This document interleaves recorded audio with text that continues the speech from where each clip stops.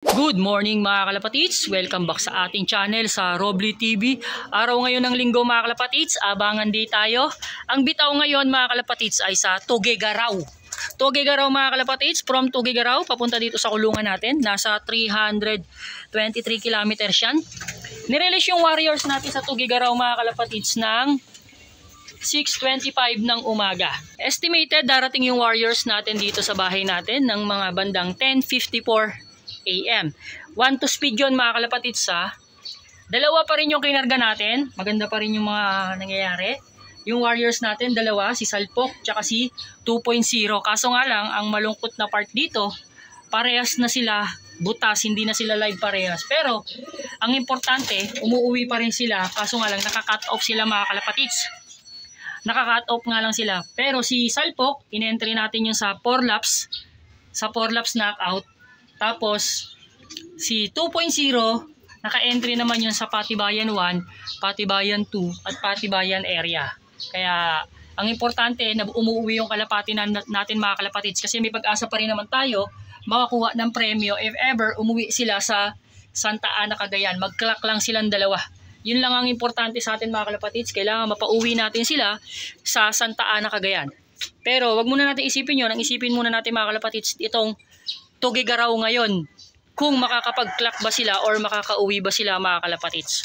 Weather check tayo mga kalapatids, medyo makulimlim. Medyo makulimlim ngayon mga kalapatids. Time check tayo. 9:33 na ng umaga pero makulimlim pa rin, madilim pa rin yung langit. Kahit doon sa release point mga kalapatids, madilim yung langit doon. Kaya maganda-gandang laban to, semi-smash to mga kalapatids. Hindi naman naulan dito sa location natin tsaka doon sa release point. Pero sa mga dadaanan, hindi natin alam mga kalapatids kung umuulan ba or makulimlim or hindi. Okay? Sige mga kalapatids, update ko kayo kung sinong unang darating. Si Salpok ba o si 2.0? Let's go! Time check tayo, 11:13 ng umaga pero tignan nyo yung ulap po, sobrang dilim. Grabe. Smash na smash to mga kalapatids. Sa ibang part ng pauwian natin, umuulan talaga. Sa GC, marami na nagsasabi na umuulan sa ganitong lugar, sa ganyan lugar. Kaya sana makalusot yung dalawang warriors natin. Pahirapan to mga kalapatids. Anytime, pwede nang bumulusok yung warriors natin na dalawa. Kahit sino mga kalapatids, sana makauwi. Tuguegarao, let's go! Time check tayo mga kalapatids, 1:08 na ng hapon. Sobrang pahirapan yung karera ngayon mga kalapatids sa Tuguegarao. Dahil madilim yung panahon, tapos bigla pang kinanan. Kasi yung huling bitaw sa Vigan, mga part ng kaliwa yon. Tapos yung Tuguegarao naman ngayong kanan, lumipat ng kanan. Tapos sobrang hirap naman kasi sobrang dilim. Tapos sa ibang lugar umuulan. Kaya ang nangyari sa karera ngayon, hindi pa cut off ha. Ang cut off natin mga kalapatids, 2:00 ng hapon. 1 oras na lang magka-cut off na yung kalapati natin sa dalawang kinarga natin na si Salpok tsaka si 2.0. Hindi pa rin nakakauwi mga kalapatids. Sobrang pahirapan yung karera ngayon mga kalapatids kasi kung papansinin nyo, yung total birds nakasali na naglalaban-laban ngayon mga kalapatids, nasa 3,013 birds. Ang nakakapagpauwi pa lang, birds arrive, nasa 180. Nasa 4% pa lang yan mga kalapatids. Sobrang pahirapan. Isipin nyo ha, 3,700 birds ang naglalaban-laban, 180 pa lang ang nakakapagpauwi or nakakapagpaklak. Pa-cut off na. 2:00, 1 oras na lang magka-cut off na mga kalapatids. Ganyang kahirap magpauwi ng Tuguegarao ngayon. Sobrang hirap mga kalapatids. Sana makasurvive pa yung warriors natin mga kalapatids. Time check tayo mga kalapatids. 2:08 na ng hapon. Cut off na tayo mga kalapatids. Tapos, yung pinaka-total na nakapagpauwi lang ng mga kalapate, 317. 8% lang.